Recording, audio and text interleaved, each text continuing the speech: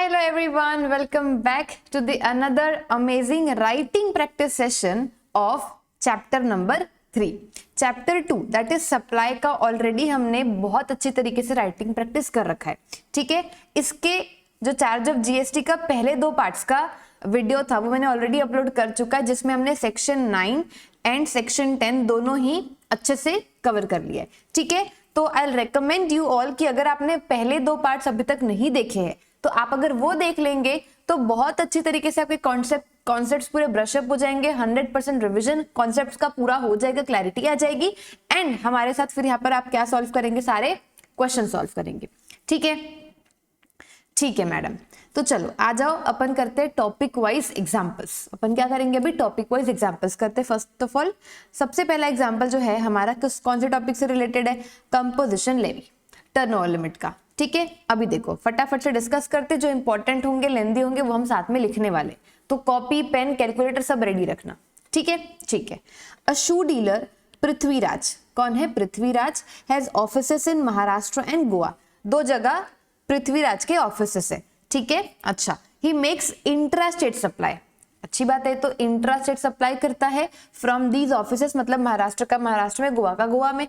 In order to determine कि क्या Prithviraj eligible होगा क्या to avail the benefit of the composition scheme under section 10(1), क्या वो एलिजिबल होगा, बताओ. तो उसके लिए सबसे पहले क्या चेक करना पड़ेगा मैडम, सबसे पहले टर्नओवर चेक करना पड़ेगा कि उसका aggregate turnover preceding financial year में कितना है. अगर प्रीसीडिंग फाइनेंशियल ईयर में विद इन लिमिट रहा, थ्रेशोल्ड लिमिट, तो फिर करंट फाइनेंशियल ईयर में वो कंपोजिशन स्कीम के लिए एलिजिबल हो सकता है. ठीक है, so turnover of both the offices would be taken into account and अगर दोनों का मिलाकर टर्नओवर 1.5 करोड़ से इन द प्रीसीडिंग, देखो ये वर्ड मत भूलना एग्जाम में लिखना, turnover to be checked in the preceding financial year. ठीक है, तो पृथ्वीराज क्या कर सकता है, ऑप्ट कर सकता है to avail the composition levy scheme. But हाँ, बाकी सारे अदर प्रिस्क्राइब जो कंडीशंस हमने पढ़े थे वो उसको फुलफिल करने पड़ेंगे for goods for both the offices in the current financial year. Current financial year में सारी प्रिस्क्राइब कंडीशंस वो क्या करेगा, फॉलो करेगा, फुलफिल करेगा. ठीक है, एकदम इजी था. अब आ जाओ, याद है आप लोगों को मैंने क्या सिखाया था यहाँ पर कि गुड्स के साथ लिमिटेड सर्विस जो है वो प्रोवाइड करना अलाउड है. गुड्स के साथ लिमिटेड सर्विस प्रोवाइड करना अलाउड है. अब मान लो आपका जो है ना वो सर्विसेज का ही बिजनेस है, आप सिर्फ सर्विसेज ही सप्लाई करते हो, तो क्या साथ में आप गुड्स जो सप्लाई करोगे वो भी लिमिटेड होने चाहिए क्या? नहीं, जो लिमिट है ना sir, it is only for services. जो गुड्स के साथ आपको प्रोवाइड अगर करनी है तो उसकी लिमिट है, लेकिन सर्विसेज के साथ अगर आप गुड्स भी प्रोवाइड करना चाहते हो तो बिंदास गुड्स प्रोवाइड करो, बिकॉज गवर्नमेंट अपना भी तो फायदा देखेगी ना. गवर्नमेंट को आईटीसी नहीं देना पड़ेगा क्योंकि गुड्स में ज्यादा आईटीसी होता है, तो गुड्स आप जितना सप्लाई करना है उतना सप्लाई करो. सर्विसेज के साथ उसकी कोई लिमिट नहीं है. ठीक है, ठीक है. देखो एग्जाम्पल मैं आपको सिखाती हूँ. ये रहा, a hair stylist Billu barber has his salon in Delhi and Haryana. Intra state supply करता है. अब we have to determine whether Billo is eligible to avail benefit of the composition scheme under section 10(2)(a). देखा, अंडर सेक्शन 10(2)(a), इसलिए मैंने बोला था तीनों याद रख लेना. ठीक है, and turnover of both the saloons would be taken into account and अगर दोनों का ही 50 लाख से प्रीसीडिंग फाइनेंशियल ईयर में अगर है वो एक्सीड नहीं किया ना, तो क्या कर सकते हैं वो लोग, कंपोजिशन लेवी ऑप्ट कर सकते हैं. ठीक है, subject to fulfilment of other conditions in the current financial year. अब अगर मान लो हेयर स्टाइलिस्ट साथ में शैम्पू भी बेचना चाहता है, साथ में क्या बेचना चाहता है, शैम्पू की बोतल, ये तो गुड्स में आ गई ना, तो ये कितनी भी बेच सकता है, जरूरी नहीं है कि लिमिटेड बेचे. ठीक है, ओके. फिर आ जाओ आप लोग, ये मेरे को बहुत इंपॉर्टेंट लगता है, ऐसा वाला एक क्वेश्चन हम जो आपके शायद टेस्ट नॉलेज का क्वेश्चन है वो हम लिखेंगे पूरा. ठीक है, अभी मैं आपको ये वाला स्किप करवाती हूँ क्योंकि हम ये वाला जो है वो राइटिंग प्रैक्टिस पे करने वाले अच्छे से. ठीक है, ठीक है. अभी आ जाओ आप लोग, ये कौन सा था, थर्ड. हाँ, ये देखो, राम सेवक is engaged in supply of goods. Goods supply करता है, चलो ठीक बात है. उसका टर्नओवर पिछले साल प्रीसीडिंग फाइनेंशियल ईयर में 60 लाख था, and since is aggregate turnover in the preceding financial year does not exceed 1.5 crore, क्योंकि 60 लाख था, 1.5 करोड़ से एक्सीड नहीं हुआ, रहता कहाँ था सर, ऐसे कुछ स्टेट का नाम नहीं दिया हुआ है, ठीक है। ही is eligible for composition scheme under section 10(1) in the current financial year. अब अगर उसको सर्विसेज भी सप्लाई करनी है अदर देन रेस्टोरेंट सर्विसेज, वो कितनी सर्विस सप्लाई कर सकता है, मैंने आपको सिखाया था, प्रीसीडिंग फाइनेंशियल ईयर के टर्नओवर का 10% या तो फिर 5 lakh whichever is higher, तो 6 lakhs और 5 lakhs whichever is higher, it means वो सर्विसेज सप्लाई कर सकता है up to ₹6 lakhs in the current financial year. और अगर वैल्यू ऑफ सर्विसेज एक्सीड करती है 6 लाख से, तो फिर क्या हो जाएगा सर, वो इनएलिजिबल हो जाएगा for the composition scheme under section 10(1) and has to opt out of the same. Done, एकदम डन, यस। देखो यहाँ पर क्या लिखा है, फटाफट सुनो। कंपोजिशन स्कीम जो है वो यूनिफॉर्मली सारे रजिस्टर्ड पर्संस जो होंगे, ठीक है, उनका सेम पेन में जितने भी रजिस्ट्रेशन होंगे सब में आपको या तो कंपोजिशन स्कीम करना है या तो सब में रेगुलर करना है, ऐसे अलग अलग नहीं मिलेगा आपको ऑप्शन, ठीक है, ठीक है। फिर आ जाओ इलस्ट्रेशन नंबर 1 में। अभी देखो, taxpayer Tolaram is a manufacturer who has opted for composition levy under section 10(1), जिसका एक यूनिट था A1 यूपी में और A2 एमपी में। दोनों ही यूनिट्स का total turnover preceding financial year में पता है कितना हो रहा था, 115 lakhs, that is less than 150 lakhs, that means 150 lakhs मतलब 1.5 करोड़ ही होता है, ठीक है, तो ओके। उसके बाद एक का 85 लाख, एक का 30 lakh. Turnover of unit A and A2, A1 and A2 in the first quarter of current financial year. अब करेंट फाइनेंशियल ईयर, ये जो 85 और 30 लाख है ना, ये प्रीसीडिंग फाइनेंशियल ईयर का है। करंट फाइनेंशियल ईयर में पहले क्वार्टर का, फर्स्ट क्वार्टर का टर्नओवर कितना है दोनों का, A1 और A2 का। A1 का है 5 lakhs और A2 का है 10 lakhs रेस्पेक्टिवली। आपको क्या कंप्यूट करना है, अमाउंट पेएबल कंप्यूट करना है under composition levy under section 10(1) and 10(2), ठीक है, of the CGST act 2017 by Tolaram. अब देखो सेक्शन से पूछता है, सेक्शन कोट करके पूछता है ना, हाँ जी। चलो, यूनिट A1 A2, आपको टैक्स पेएबल निकालना है, अमाउंट पेएबल निकालना है, तो वो आप पिछले साल के टर्नओवर में मल्टीप्लाई मत कर देना, पिछले साल के टर्नओवर में मल्टीप्लाई मत कर देना।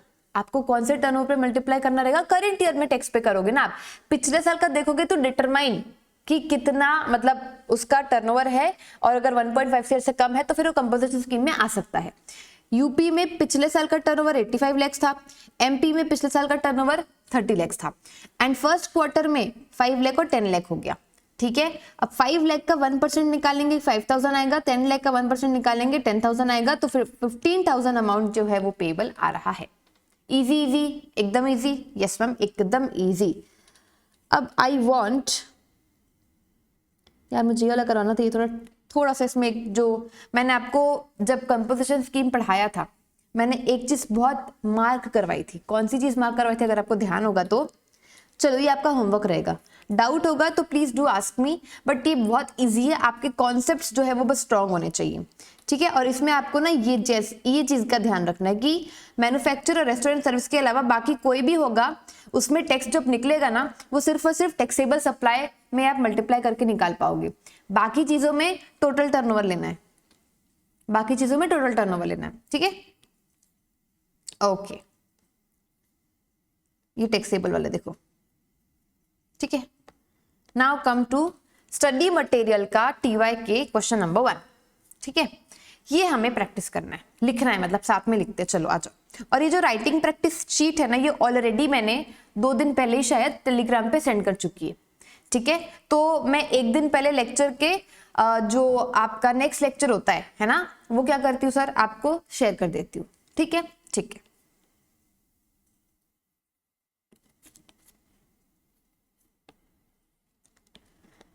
चलो, state the person liable to pay GST in the following independent cases provided recipient is located in the taxable territory। Section 9 section 10 दोनों ही आपको बहुत अच्छे से कंसिडर करके रखना है, ताकि हम यहाँ पर बहुत सारे क्वेश्चन उसके सॉल्व कर सके, लिख सके, ठीक है। तो आपका दिमाग में चलना चाहिए, सिर्फ छापने में ध्यान मत देना, दिमाग दौड़ाना, ठीक है। चलो, so we have to write here answer number 1। अभी देखो मैं एक एक चीज डिटेल में नहीं लिखूंगी कि एज पर दी प्रोविजन, इसको थोड़ा सा ऐसे करके चला लेना आप लोग कि section, this, provision, CGST act. अगर मैं लिखते गई पूरा डिटेल में ना तो फिर बहुत टाइम लग जाएगा और बहुत लंबा लेक्चर खींचा जाएगा। ठीक है, चलो answer number A, question number A, मतलब जो भी adjustment, services provided by an arbitral tribunal to any business entity. अगर आर्बिट्रल ट्रिब्यूनल किसी बिजनेस एंटिटी को जो कि टैक्सेबल टेरिटरी में लोकेटेड है, उस केस में क्या होगा, क्या होगा उस केस में, जो बिजनेस एंटिटी है ना सर, वो जो है वो RCM में टैक्स पे करेगी। ये तो हमने पढ़ रखा है। ठीक है, ठीक है, तो आ जाओ लिख लेते फटाफट से। सबसे पहले प्रोविजन लिखना, क्या लिखोगे, प्रोविजन जो हमने लॉ में पढ़ा हुआ है, लॉ में, GST लॉ में पढ़ा हुआ है, क्या लिखोगे आप, व्हेन सर्विसेज प्रोवाइडेड और agreed to be provided by whom, या तो फिर आप डायरेक्टली लिख सकते हो when services provided by whom sir, by arbitral tribunal to any business entity। BE मतलब business entity। एग्जाम में आप लोग BE नहीं लिखेंगे, एग्जाम में business entity पूरा लिखेंगे। ठीक है, जो कहां पे लोकेटेड है sir, located in the taxable territory। where located, located in the taxable territory।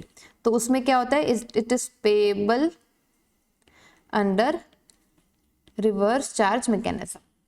ये प्रोविजन लिख दिया। ठीक है, अब आप लिखोगे in the given case, in the given case GST कौन पे करेगा sir, GST is payable by the recipient, that is business entity। ठीक है, business entity, देन अंडरलाइन कर सकते हो सकता है।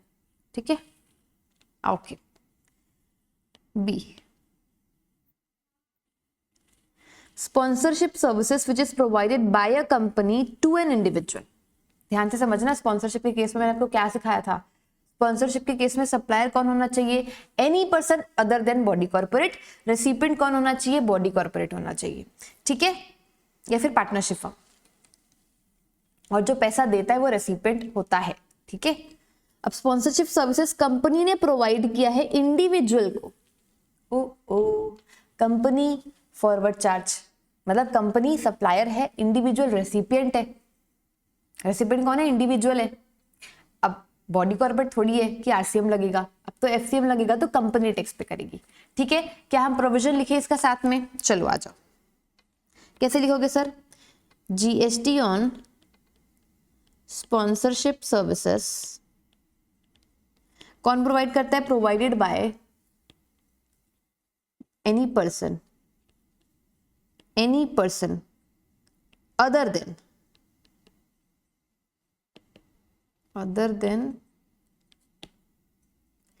body corporate to whom,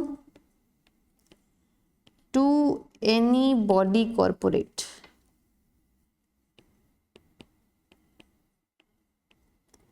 और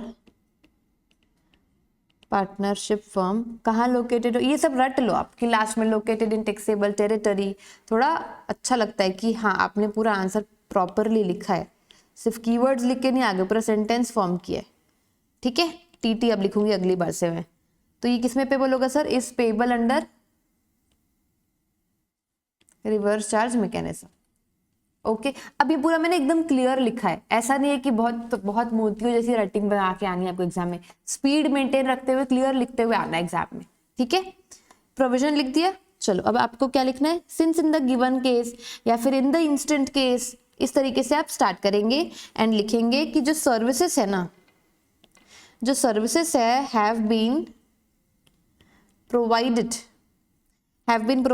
bye whom, have been provided by a company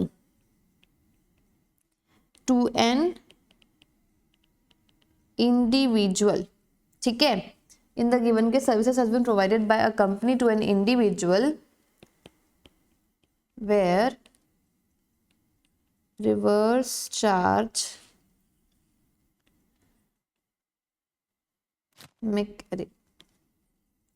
reverse charge provisions will not be applicable, will not be applicable, ठीक है। एंड therefore GST जो है is payable under forward charge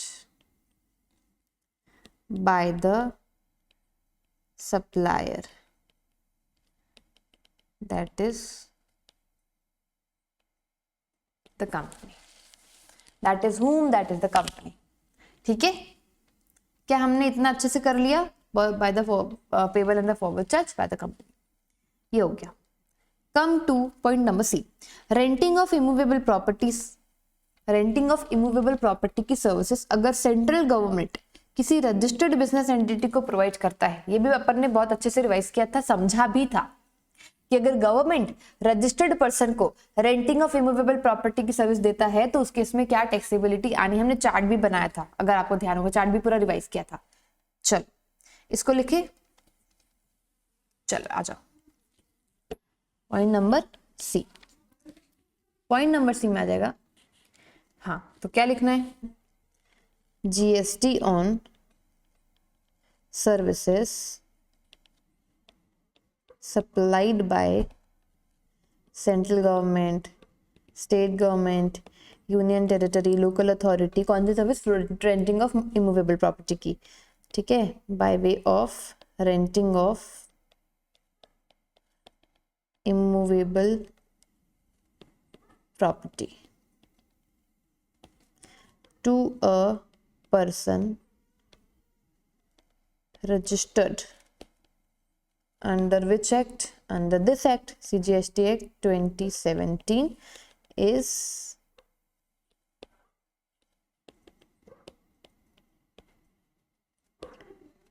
payable under reverse charge. Provision completed. अब आप लोग लिख लो, therefore in the given case GST is payable under reverse charge by the recipient. recipient क्योंकि कौन है सर? रजिस्टर्ड है, that is registered business entity, registered business entity। आई बात समझ में? डन। ऐसे लिखना है आपको। अब इसमें कहाँ से ही मार्क्स कट जाएंगे आपके? आपने सारी चीजें तो कंसिडर की है, प्रोविजंस लिख दिया सब में, and then in the given case, in the given case लिख दिया, एंड एक्सप्लेन कर दिया, कंक्लूड कर दिया, उसको अंडरलाइन भी कर दिया, ठीक है। इस तरीके से आपको चीजें लिखकर आनी है बहुत अच्छी तरीके से। नाउ ये हमने पार्ट कवर कर लिया, ठीक है। ये बहुत ही इजी सा है डायरेक्टरशिप वाला, जिसका हमने बड़ा क्वेश्चन सप्लाई चैप्टर में कर रखा है। ये आपका होमवर्क है। देखो मैं होमवर्क भी बहुत सारा देती हूँ ताकि आपकी सेल्फ राइटिंग प्रैक्टिस भी अच्छे से हो जाए, ठीक है। देख देख के तो मेरे साथ आप लिख लोगे, सेल्फ भी तो प्रैक्टिस होनी चाहिए ना राइटिंग, और कर लिया तो मस्त एकदम नंबर आ जाएंगे आपके एग्जाम में, है ना। क्वेश्चन नंबर 3 देखो एक बार। रघु एसोसिएट जो है, जिन्होंने स्पॉन्सरशिप की सर्विस प्रोवाइड किया है WE win cricket academy LLP, You have to determine the person liable to pay tax in this case। अब आपको डिटरमाइन करना है कि कौन सा पर्सन जो है वो टैक्स पे करने वाला है, ठीक है, ठीक है। अभी देखो GST is to be, अब देखो अगर कोई भी person, any person by way of sponsorship to any body corporate partnership firm, तो GST कौन पे करेगा सर? अंडर रिवर्स चार्ज में बॉडी कॉर्पोरेट या फिर पार्टनरशिप फर्म पे करेगी।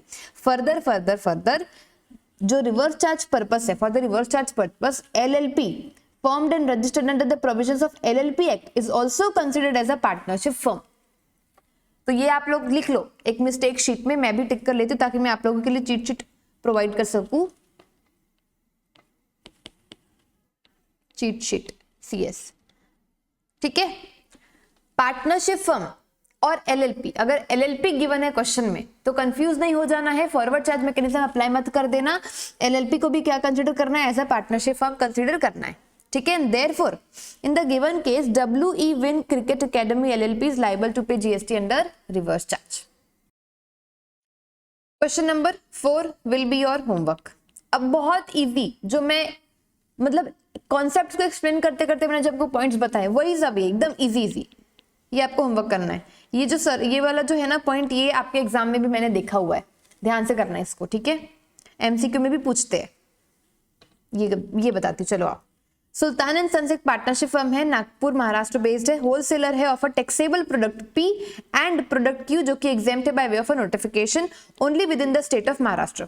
इंट्रा स्टेट सप्लाई करता है दो प्रोडक्ट्स का, Q and P and Q, जिसमें पी टैक्सेबल है और क्यू एग्जेम्प्ट है।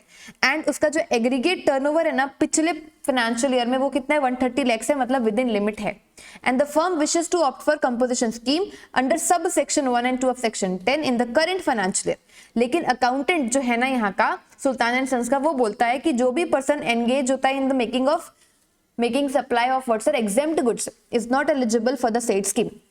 आपका क्या ओपिनियन रहेगा इसमें, सोचो पहले, ठीक है। Note, assume that Sultan and sons is not engage in the manufacture of good notified. जो नोटिफाइड गुड्स थे ना, पति को ईंटों से मारो, वो उसमें नहीं था, ठीक है, वो अज्यूम करना है आपको, नोट दे दिया है। अब देखो ये जो अकाउंटेंट का व्यू है ये वैलिड नहीं है, क्योंकि टैक्सेबल भी तो सप्लाई कर रहा है ये साथ में, टैक्सेबल सप्लाई भी तो कर रहा है साथ में। सो रजिस्टर्ड पर्सन जिसका aggregate turnover preceding financial year में अप टू 1.5 करोड़ है, वो एलिजिबल है for composition levy under section 10(1) and 10(2), ठीक है। अभी further such person must not be engaged in making any supply of goods or services which are not leviable to tax under this act and must not be engaged in making any interstate outward supply। ये तो हमको पता है कि interstate outward supply करना जो है वो अलाउड नहीं है, ठीक है, अगर आपको एलिजिबल रहना है to pay tax under this composition scheme. अब इस केस में क्या बोलता है, aggregate turnover Sultan and sons का 1.5 करोड़ से एक्सीड नहीं कर रहा है। फर्दर ओनली इंट्रास्टेट सप्लाई कर रहा है, प्रोडक्ट पी जो कि टैक्सेबल है वो भी तो सप्लाई कर रहा है ना। और यहां पर जो प्रोडक्ट क्यू है ना, it is leviable to tax, लेकिन एग्जेम्प्ट किया गया है by way of a notification. तो यहां पर किसी एंगल से ये नहीं कहा जा सकता कि जो सुल्तान एंड सन्स है वो एलिजिबल नहीं है फॉर कंपोजिशन स्कीम। अकाउंटेंट को बोलना तो अकाउंटेंट है, हम सीए है, हमारी बात सुन ले, ठीक है, गलत बोल रहा है तो वैलिड नहीं है लॉ में। So therefore it is eligible for composition levy under section 10(1) and 10(2) in the current year। Okay, okay ma'am. चलो उसके बाद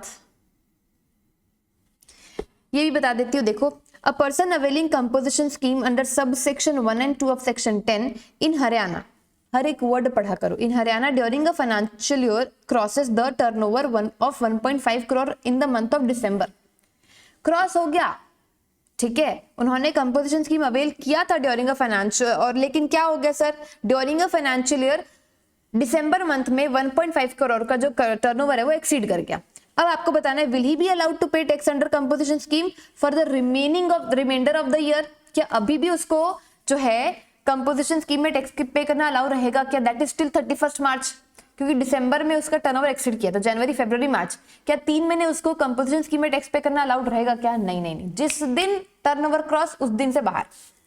no, option to pay tax under composition scheme lapses immediately, तात्कालीन प्रभाव से, from the day on which aggregate turnover of the person availing composition scheme, ठीक है, under section this. ये तो रट ही लो, ये तो रट ही लो कि aggregate turnover of the person availing what called composition scheme under section this during the financial year अगर एक्सीड कर जाता है 1.5 करोड़ से स्पेसिफाइड लिमिट से, ठीक है, तो once he crosses what sir the threshold, he is required to file an intimation. मैंने आपको लास्ट में बताया हुआ था जब मैं रिवाइज करवा रही थी, है ना, इंटीमेशन फाइल करना पड़ेगा for the withdrawal from the scheme in the prescribe from with in 7 days of the occurrence of such event. जिस दिन आपका 1.5 करोड़ से एक्सीड करता है टर्नओवर, वहां से लेकर 7 days के अंदर अंदर आपको इंटीमेशन फाइल करना पड़ेगा कॉमन पोर्टल में, ठीक है, कॉमन पोर्टल में। और आपको एक स्टेटमेंट भी बताना पड़ेगा, मैंने आपको बताया था सारा स्टॉक्स का, और वो 30 days के अंदर अंदर बताना पड़ेगा, ठीक है, पक्का। जब से आपका ऑप्शन विड्रॉ हुआ है वहां से लेकर 30 दिन के अंदर अंदर आपको सारा डिटेल्स ऑफ स्टॉक बताना रहेगा, ठीक है, अंडरस्टैंड नॉट, ठीक है। एक है ट्रेडिंग ऑफ पान मसाला और एक है मैन्युफैक्चरर, और एक कौन है, मैन्युफैक्चरर। अब ये दोनों आपका होमवर्क रहने वाला है, मतलब ये दोनों पॉइंट्स आपके होमवर्क रहने वाले हैं। मैंने हिंट भी दे दिया, मैन्युफैक्चरर, ट्रेडिंग, ठीक है, होमवर्क। डाउट होगा अगेन आप लोग मुझसे पूछ सकते हैं। ये जो शीट है वो भी आपके पास है, इसमें नंबर लिखा है वो भी आपके पास है, एंड हर जगह मुझे फॉलो कर लेना। ठीक है, ठीक है मैडम, कर लेंगे फॉलो। ये भी होमवर्क है, बड़ा इजी सा है। चलो question number 10। Mr. Ajay has a repair center registered under GST where electronic goods are repaired or serviced, जहां पर इलेक्ट्रॉनिक गुड्स का रिपेयर होता है, सर्विसिंग होती है। His repair center is located in the state of Rajasthan and he is not engaged in any interstate supply of services। यहां पर आपको लग रहा है कि गुड्स की तो बात नहीं हो रही है, सर्विसेज जो सप्लाई कर रहा है सप्लायर उसकी बात हो रही है। ठीक है, इंटरस्टेट सप्लाई भी नहीं करता वो, है ना। उसका aggregate turnover preceding financial year का 45 लाख दिया है, विद इन 50 लाख, ये जो है ना 10(2)(a) की बात हो रही है। अपने को इतना तो समझता है। क्वेश्चन में आगे क्या पूछ रहा है, with reference to the provisions of the CGST act 2017 examine whether mister Ajay can opt for composition scheme under 10(1) and 10(2) for the current financial year. क्या 10(1) एंड 10(2) में ये जो मिस्टर अजय है कंपोजिशन स्कीम के लिए ऑप्ट कर सकता है क्या? 10(1) 10(2) में आप बोलोगे, सोचोगे कि 10(1) 10(2) में भी सर्विसेज का परमिशन तो था, गुड्स के साथ था, लेकिन ये तो ओनली सर्विसेज है। चलो आगे देखते हैं। और whether he is eligible to avail benefit of composition scheme under section 10(2)(a), बताइए। उसके बाद considering the option of payment of tax available to mister Ajay, compute the amount of, आपको अमाउंट भी जो है वो कंप्यूट करना है, of the total tax payable by him in the current financial year, assuming that उसका aggregate turnover current financial year में कितना है सर, 35 लाख पे आपका क्या होगा सर, टैक्स अमाउंट कैलकुलेट किया जाएगा। ठीक है, अब आपको लास्ट में क्या पूछ रहा है, क्या आपका आंसर अलग हो सकता है क्या? अगर मिस्टर अजय ने प्रोक्योर किया है कुछ items for what, providing repair services from neighbouring state Madhya Pradesh. चलो ये मैं आपको बताती हूँ आंसर के बाद। ठीक है, अच्छा चलो साथ में मेरे आप लोग लिख रहे होंगे, I hope so. Answer number 10 किस तरीके से स्टार्ट करना है, पहले प्रोविजन, प्रोविजन लिखना है अपने को। हाँ जी, तो देखो, एज पर दी रेलेवेंट प्रोविजंस, जो रजिस्टर्ड पर्सन होते हैं ना सर, रजिस्टर्ड पर्सन जिनका एग्रीगेट टर्नओवर कहाँ पर, प्रीसीडिंग फाइनेंशियल ईयर में। अब देखो थोड़े शॉर्ट फॉर्म्स आपको समझने पड़ेंगे। ठीक है, इन द, लेकिन एग्जाम में मत लिख कर आना शॉर्ट फॉर्म्स। ठीक है, in the preceding financial year did not exceed rupees 1.5 crore या फिर 75 लाख जो है वो स्पेशल कैटेगरी स्टेट्स में। ये आपको प्रोविजन में लिख कर आना, इसलिए एक दो आंसर जो मैं लिखवा रही हूँ ना, एटलीस्ट उसको 2-3 बार खुद भी लिख लेना, खुद भी रीड कर लेना, ताकि आपको ये वर्डिंग्स जो है ना थोड़ा ध्यान में आए, है ना। कहाँ गया यार, 75 lakh is what sir, 75 lakh in the special category states, special category states. लेकिन एक्सेप्ट उसमें क्या था, एक्सेप्ट था असम, हिमाचल प्रदेश एंड जम्मू एंड कश्मीर। ठीक है, उसके बाद वो क्या कर सकता है, ऑप्ट कर सकता है, मे opt to pay tax under composition scheme. ठीक है, लेकिन सर्विसेज सप्लाई कर सकता है, वो भी बता दो आप। However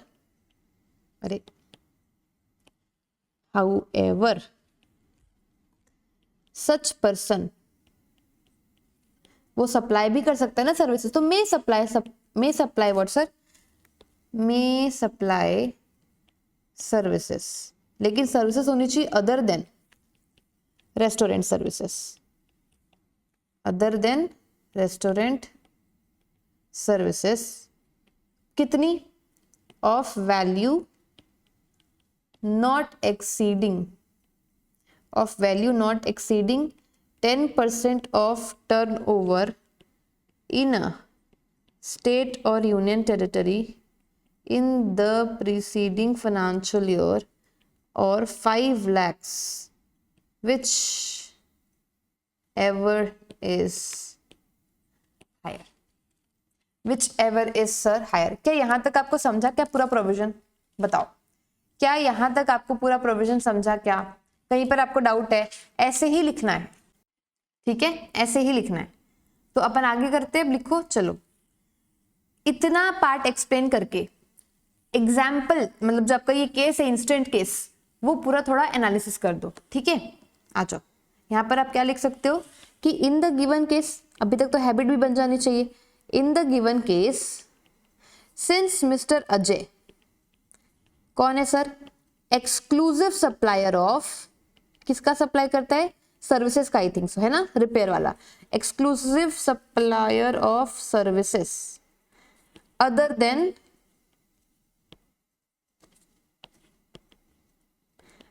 then restaurant services,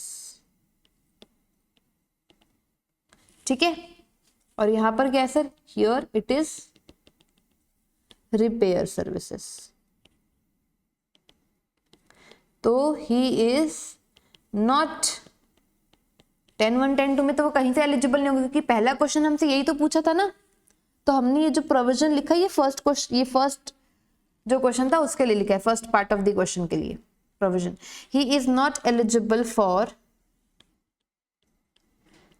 composition scheme under section 10(1) and 10(2), ठीक है, ठीक है। लेकिन क्या यहाँ पर आगे पूछा है क्या 10(2)(a) वाला, हाँ जी, क्या 10(2)(a) का बेनिफिट ले सकती है क्या। तो देखो, अब पहले आप बताओ 10(2)(a) में क्या बोलता है, पहले आप क्या बताओगे, हाउएवर सेक्शन जो 10(2)(a) है, ये क्या प्रोवाइड करता है सर, ऑप्शन प्रोवाइड करता है, प्रोवाइड्स एन ऑप्शन, क्या करने के लिए, किसको, टू अ रजिस्टर्ड पर्सन जिसका aggregate turnover in the preceding financial year is up to what sir, up to rupees 50 lakhs, is up to rupees 50 lakhs, and जो 10(1) and 10(2) में एलिजिबल नहीं है, and who is not eligible to pay tax under 10(1) and 10(2), ठीक है। ये आपने 10(2)(a) का लिख दिया। अभी यहां पर टू पे टैक्स, कितना रेट ऑफ टैक्स पे करेगा वो, तो eligible, not eligible to pay tax under section 10(1) and 10(2), ये हो गया, ठीक है। He will pay tax at the rate of 3% CGST, है ना, और 3% क्या हो जाएगा सर, SGST, 3% CGST, 3% SGST, ठीक है, ठीक है। किसका sir, of the turnover of supplies of goods और सर्विसेज इन द स्टेट और यूनियन टेरिटरी, टर्नओवर, ठीक है। यहां तक हमने क्या लिख दिया, प्रोविजन लिख दिया। अब हम हमारा व्यू एक्सप्लेन करेंगे कि क्या 10(2)(a) में वो एलिजिबल है कि नहीं है।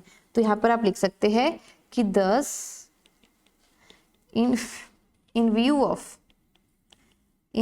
of the above provisions,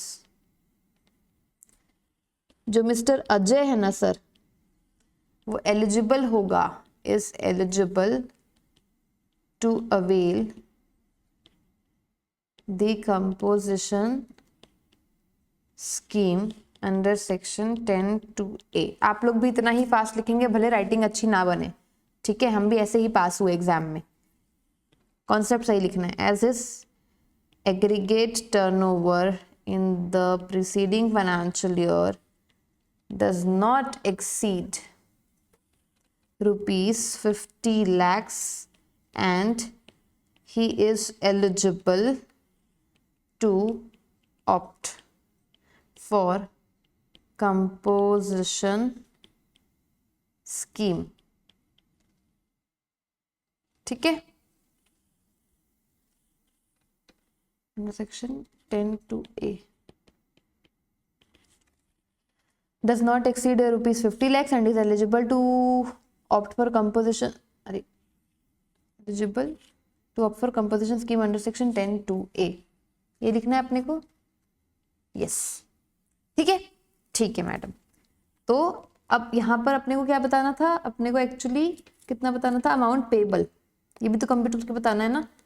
अब इसके बाद चलो कंप्यूटेशन करते हैं उसका टैक्स पेबल का, कि thus the amount of tax payable by him as per composition scheme under section 10(2)(a), बाप रे रट गया पूरा ये तो, is ₹35 lakhs into 6%, that will be 2,10,000. 2,10,000. Get it or not? Getting or not? Got it or not? अभी यहां पर पता है अपने को एक और चीज बतानी थी। क्या चीज बतानी थी मैडम? कि क्या आपका आंसर अलग होगा, क्या आपका आंसर बदलेगा क्या अगर मिस्टर अजय ने कुछ आइटम्स प्रोक्योर करे रिपेयर एंड मेंटेनेंस की सर्विस देने के लिए ही नेबरिंग स्टेट से, दैट इज मध्य प्रदेश से, तो क्या कंपल्सन स्कीम में रहेगा? अभी भी इंटरस्टेट हो गया तो कुछ बच्चे बोलेंगे कि नहीं मैम ये तो इंटरस्टेट अलाउड नहीं है, कुछ बच्चे दिमाग भी लगाएंगे, जो बोलेंगे अभी जो मैं आपको लिखवाऊंगी वही बोलेंगे। आओ मैं लिखवाती हूँ,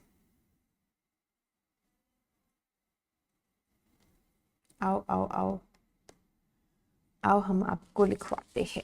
देखो, अरे a registered person can't opt for composition scheme under section 10(2)(a) अगर if he is engaged in making any interstate outward supplies. ठीक है, लेकिन ये तो प्रोविजन बोलता है, यहां पर क्या है सर? और एक चीज प्रोविजन बोलता है, however there is no restrictions on interstate procurement of goods. Interstate procurement of goods, ऐसा कोई भी रेस्ट्रिक्शन नहीं है। आप इंटरस्टेट खरीदो, इंटरस्टेट सप्लाई मत करो, बात ये है। ठीक है, तो यहां पर जो क्वेश्चन में पूछा ना वो इंटरस्टेट प्रोक्योरमेंट की बात थी, वो चलता है। So hence answer will remain same even if Mr. Ajay procures few items from neighboring state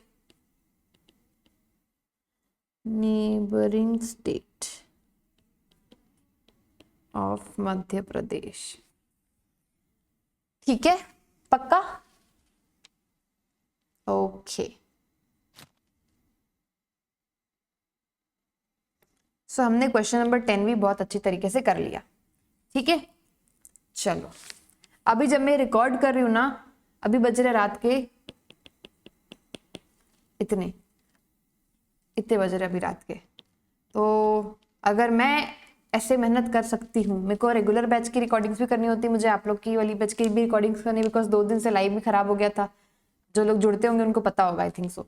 ठीक है, तो यस, आपको भी मई के लिए आपका जो भी अटेम्प्ट होगा अपकमिंग, ऐसे मेहनत करना है। ठीक है ना, मेहनत करेंगे अपन। चलो क्वेश्चन नंबर 2, ये भी बढ़िया क्वेश्चन है। चलो एक बार आप लोग रीड करेंगे। स्टेट द पर्सन लायबल, क्या बताना है आपको? State the person liable to pay what sir? GST in the following independent services.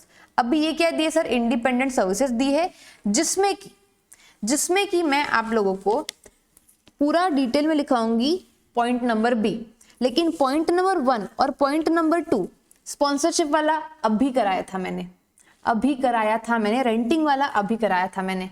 ये दोनों आपको क्या करना है? सेल्फ एक बार लिखकर आना है। ठीक है, सेल्फ एक बार लिखकर आना है, मतलब आना है। बहुत इजी सा है। अब दोबारा से मैं इसको लिखवा नहीं पाऊंगी, क्योंकि फर्स्ट जो है मैंने स्पॉन्सरशिप वाला भी लिखवा रखा था। ठीक है, चलो सो हमने क्या लिखना है अभी सर? Point number B. कुछ चीजें आपके भी तो दिमाग चलना चाहिए, आपके भी तो हाथ चलना चाहिए। लिटिल स्माइल्स फोटोग्राफी फर्म है। लिटिल स्माइल्स क्या ऐसा फोटोग्राफी फर्म है जिन्होंने कमेंस किया था providing photoshoot services in Delhi. Photoshoot services in Delhi जो है वो उन्होंने स्टार्ट किया था। Okay, from the beginning of current financial year 23-24, beginning of financial year से स्टार्ट किया था। उसके बाद it has provided the following details of turnover for the various quarters till दिसंबर 2023, काफी सारे क्वार्टर्स के लिए, ठीक है, टिल दिसंबर 2023। अच्छा, अप्रैल 23 से जून 23 तक का उसका टर्नओवर पता है कितना था? 20 लाख का।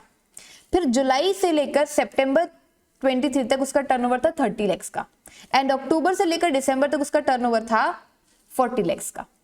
ठीक है, नाउ यू मे अज्यूम जो एप्लीकेबल टैक्स रेट है वो कितना होना चाहिए? मान लो 18% का। वो कितना होना चाहिए सर? वो 18% होना चाहिए। ठीक है, उसके बाद लिटिल स्माइल्स जो है wishes to pay tax at a lower rate, वो चाहती है कि कंपोजिशन स्कीम ऑप्ट करे वो। You are required to advise whether it can do so and calculate the amount of tax payable for each quarter. Her quarter के लिए आपको tax payable amount निकालना है और आपको बताना है कि क्या वैसा वो कर सकता है क्या? Little smiles photography firm. ठीक है, ठीक है, लिखना स्टार्ट करते हैं अपन। चलो देखो, अब सबसे पहले क्योंकि ये फोटोग्राफी फर्म है, मतलब सप्लाई ऑफ यहाँ पर सर्विसेज हो रहा है, तो कंपोजिशन स्कीम का जब भी क्वेश्चन आता है ना, आप पहले चेक करा करो कि विच सेक्शन। ठीक है, आप पहले चेक करा करो कौन से सेक्शन का पूछ रहा है। सेक्शन 10(1) का पूछ रहा है, 10(2) का पूछ रहा है कि 10(2)(a) का पूछ रहा है। ये तो ऑलमोस्ट सिमिलर, 10(2)(a) का पूछ रहा है। तो यहाँ पर हमने 10(2)(a) के प्रोविजंस जो है वो लिखकर आने हैं। अभी मैंने वो भी आपको लिखवा रखे थे। ठीक है, तो कैसे लिखोगे सर आप कि एज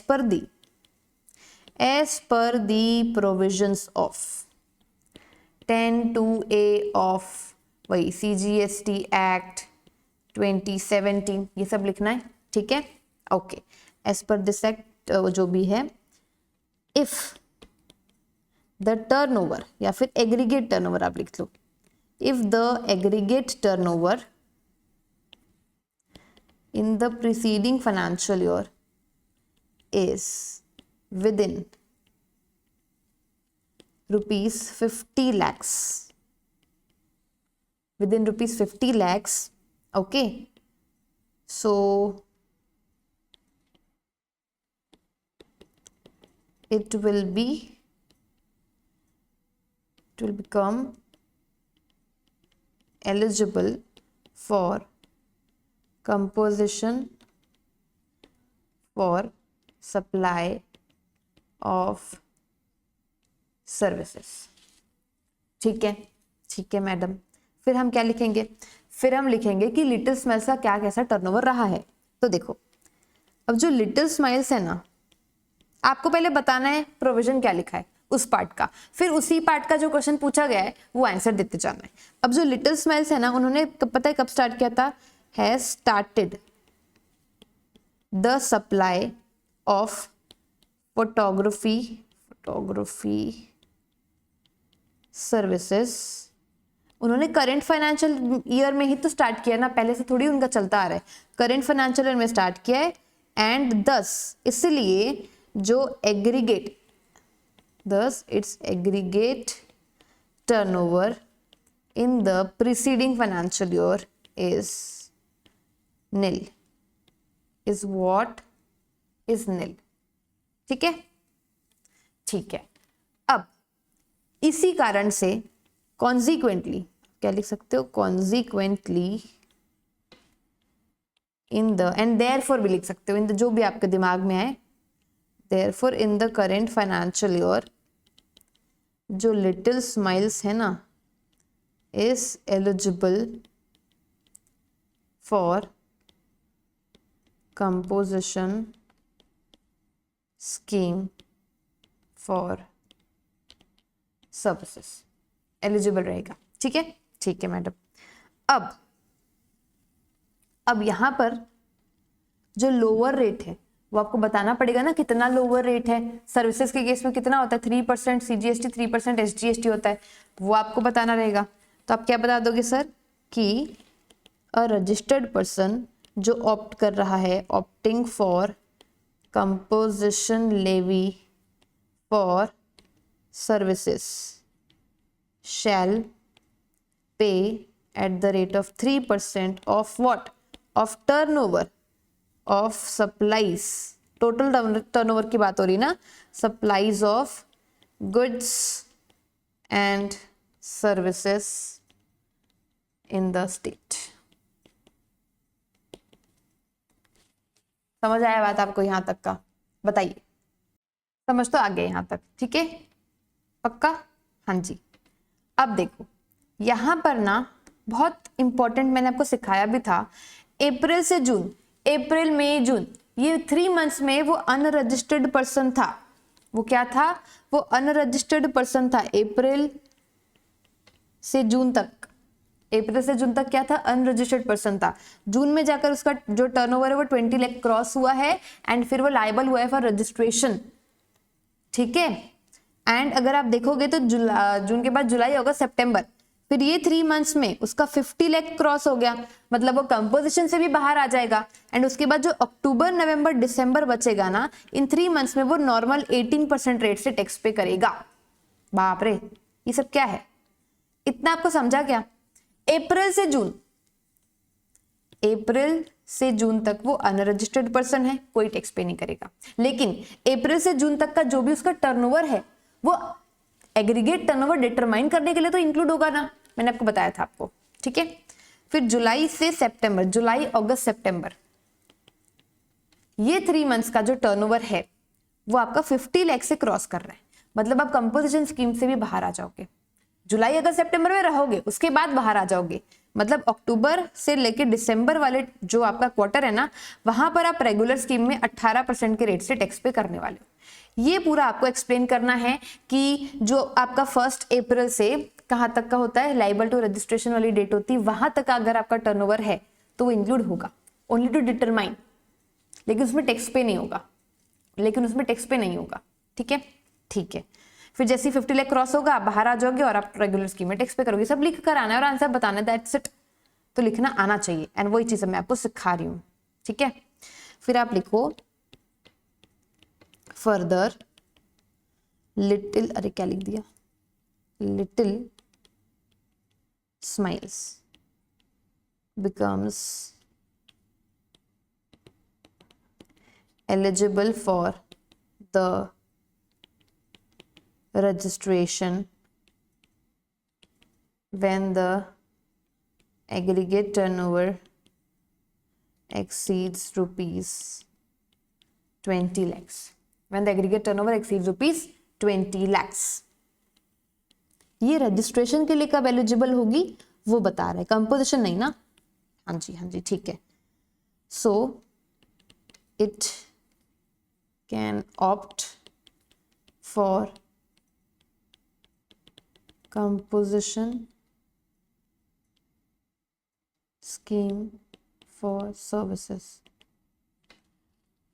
फिर आप लिख लो कि जो ऑप्शन है, the option of a registered person to avail composition scheme for services, वो कब लैप्स हो जाएगा सर? जैसे 50 लाख क्रॉस करेगा। Lapse with effect from immediately, एकदम फ्रॉम द डे जब उसका एग्रीगेट टर्नओवर जो है ना ड्यूरिंग फाइनेंशियल ईयर एक्सीड करता है थ्रेशहोल्ड लिमिट को of rupees 50 lakhs, of rupees 50 lakhs। ठीक है, ओके मैम। फिर आपको लिखना है कि जब आप टैक्स आपको डिटरमाइन करना है, यहां तक तो आपने बता दिया। ठीक है, फिर आपको क्या बताना है? यहाँ पर बड़े सारे कॉन्सेप्ट्स को एक साथ बताना है, तो मैं इसलिए आपको ये वाला क्वेश्चन राइटिंग में प्रैक्टिस करवा रही हूँ। ठीक है, क्या लिखोगे आप लोग? However, for the purpose of determining the tax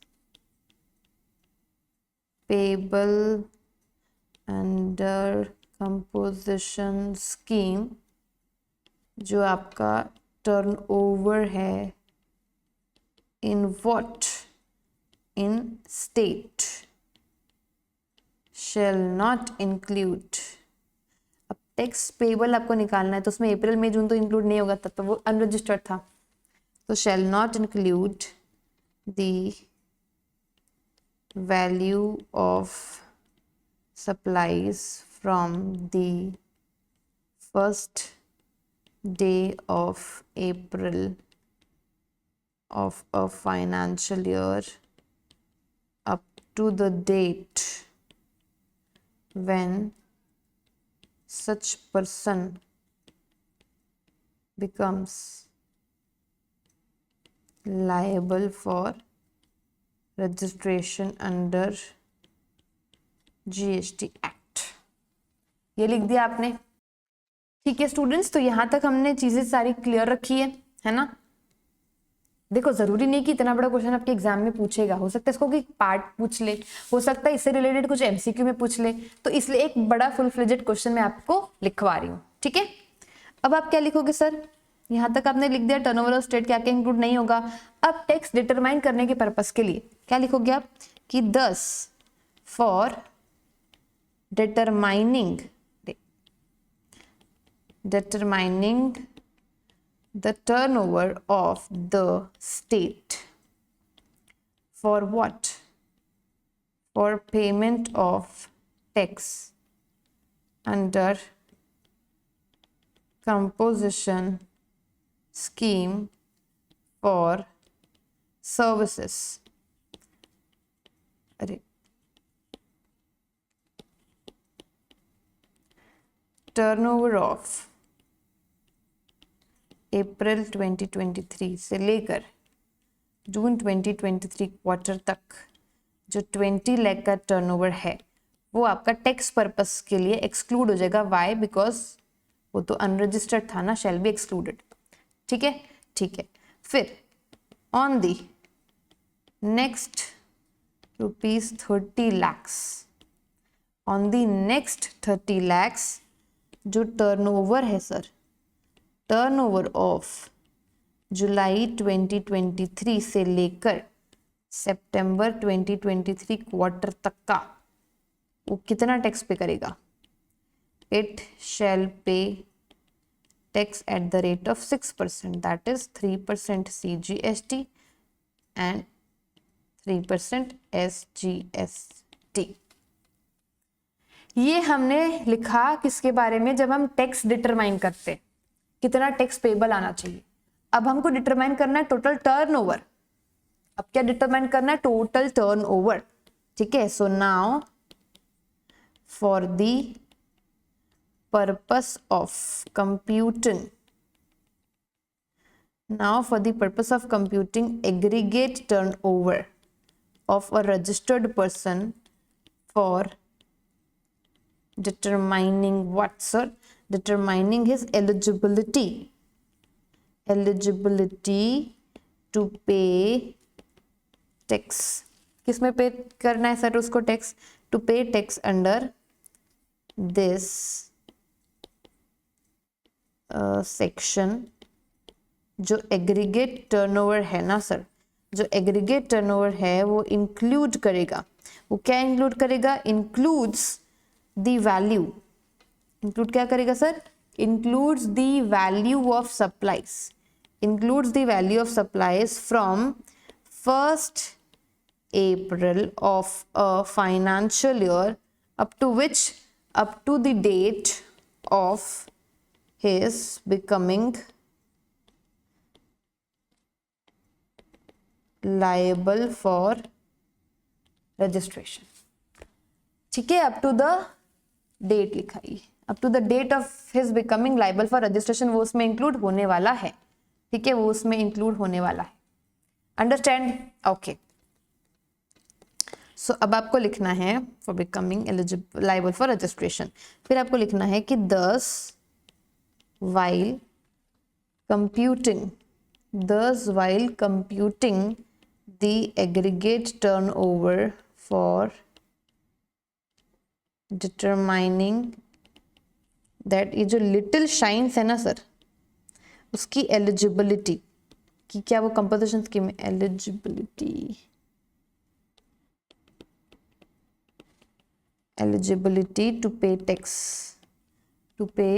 tax under composition scheme. तो ये जो वैल्यू है ना सर सप्लाई की, कहाँ से कहाँ तक की, value of supplies from first day of April of a financial year up to the date on which it becomes liable for registration, that is कौन सा turnover sir, turnover of April 2023 से लेकर जून 2023 क्वार्टर तक, वो आपका include होने वाला है। तो हमने ऊपर यहाँ पे पता है क्या समझाया, ये प्रोविजन समझाया एंड ये हमने एनालिसिस किया। मैं ज़्यादा बड़ा लिख रही हूँ, देखो एग्जाम में मैं पता है एग्जाम में ऐसा ही लिखती थी, मैं राइटिंग में ज़्यादा फोकस नहीं करती थी, मैं फटाफट प्रोविजन पूरा लिख कर आ जाती थी। तो आपको भी ऐसा ही करना है, डोंट जज माई हैंड राइटिंग, मेरी हैंड राइटिंग बहुत अच्छी है, ठीक है। ओके मैडम, मान लेते इतना कहते हैं आप। तो यहाँ तक आपको बात समझी क्या, बताइए। आर यू क्लियर कि आप लोग मेरे साथ इतना लिख चुके हैं कि नहीं लिख चुके, ये बताइए।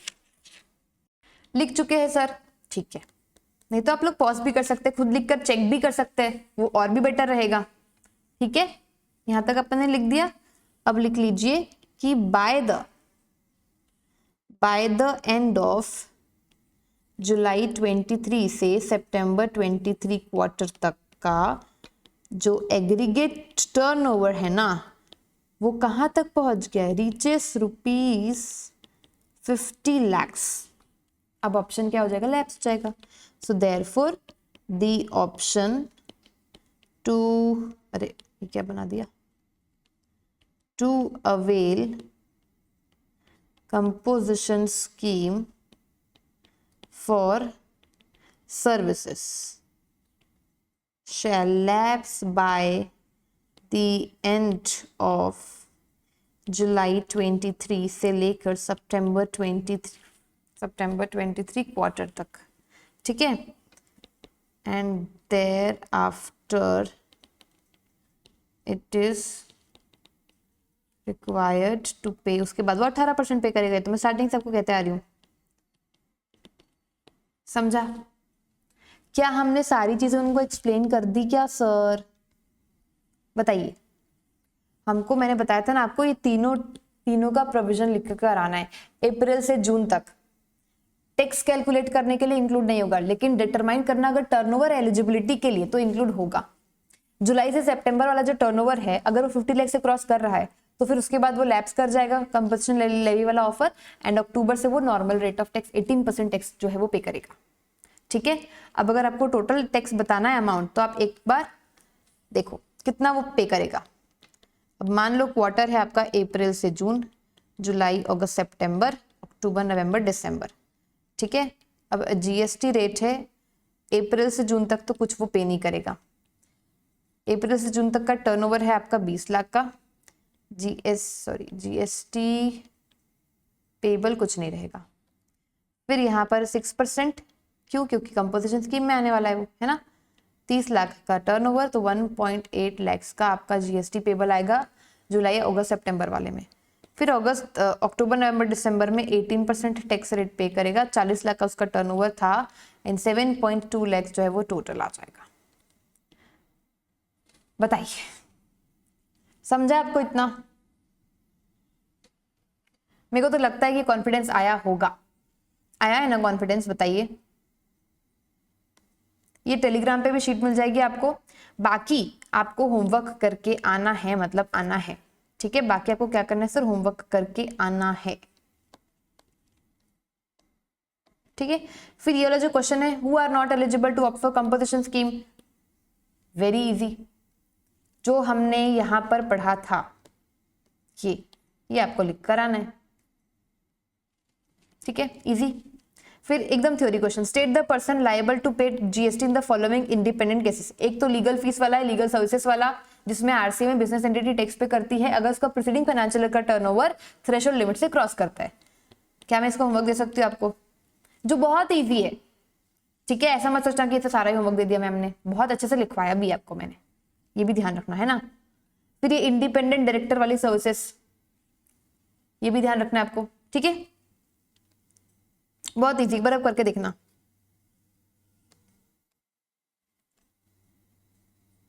ये ट्रेडिंग मैन्युफैक्चर वाला होमवर्क है ना, होमवर्क। रिपेयरिंग वाला कि कितनी सर्विसेज वो दे सकता है, देखो 5 लाख और 10% of the preceding financial year whichever is higher. सब में जो प्रोविजन है वो यही लिखना है कि रजिस्टर्ड पर्सन जिसका aggregate turnover preceding financial year में 1.5 करोड़ से एक्सीड नहीं करता, ठीक है, वो कंपनसेशन लेवी में ऑप्ट कर सकता है अंडर दिस सेक्शन, बस, ठीक है। अब ये इजी है इसलिए पूरा नहीं करवा रही, 1.5 करोड़ मतलब 150 लाख से कम ही है तो वो आ सकता है, बहुत इजी है। कुछ टिपिकल होगा तो मैं आपको बताती हूँ। ये भी होमवर्क रहने वाला है आपका। अभी आपको पता है अमेंडमेंट आया है कि जो जीटीए के पास 12% वाला टैक्स रेट था वो चेंज होकर कितना हो गया सर, 18% हो चुका है। अब 12% हर जगह से हट गया है, ठीक है। आपको कल एक अमेंडमेंट वीडियो भी मिल जाएगा जिसमें सारे अमेंडमेंट्स एक जगह कंपाइल्ड होंगे और आपको टेलीग्राम पे मिल जाएंगे, ठीक है। ठीक है मैडम जी, डू दिस। ये तो रिपेयर वाला मैंने अभी आपको करवाया भी था। ये है एडवोकेट वाला, I think so, yes, receive from advocate.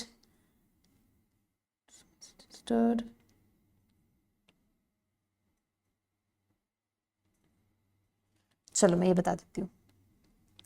Mohan enterprise एक रजिस्टर्ड पर्सन है।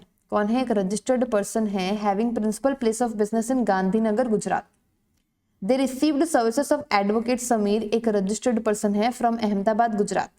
अच्छा, उन्होंने एडवोकेट समीर से क्या लिया सर? सर्विसेज रिसीव किया, ठीक है, वो सामने वाला रजिस्टर्ड पर्सन था, फ्रॉम अहमदाबाद गुजरात। अब शेखर जो है ना एक अनरजिस्टर्ड पर्सन है जो सर्विसेज प्रोवाइड करता है लेबर की टू मोहन एंटरप्राइजेस। अच्छा, अब आपको एक्सप्लेन करना है provisions relating to issue of invoice by recipient Mohan enterprise. अब जो मोहन एंटरप्राइज है जिसने रिसीव किया है सर्विसेज, उसमें वो क्या इनवॉइस इशू करेगा? क्या वो भी under reverse charge, under section 9394। बताइए, तो आप क्या लिखोगे? Registered person shall issue an invoice in respect of goods और services received by him provided he is liable to pay tax under reverse charge. तो वो इनवॉइस करेगी इशू, है ना। अगर सप्लायर रिसीव किए गए अनरजिस्टर्ड सप्लायर से, है ना, तो कब रिसीव करेगी? On the date of receipt of goods और सर्विसेज। इस केस में क्या हो जाएगा sir? Tax on services received from advocate Sameer by Mohan enterprise is payable under reverse charge, क्योंकि लीगल सर्विस है एडवोकेट, ठीक है। तो मोहन एंटरप्राइजेस जो है ना उसको कोई मतलब जरूरत नहीं है कि वो इनवॉइस इशू करे with respect to the said supply, क्योंकि सप्लायर समीर कौन है सर? रजिस्टर्ड है।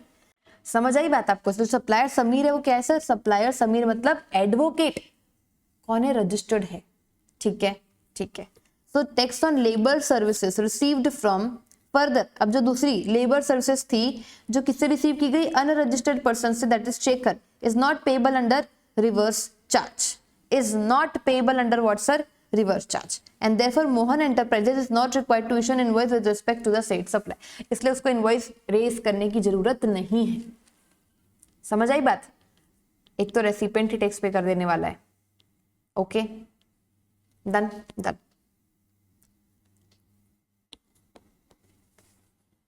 होमवर्क रहने वाला है आप लोगों का ये, एंड ये सिक्योरिटी सर्विसेज वाला है, and paid fee for local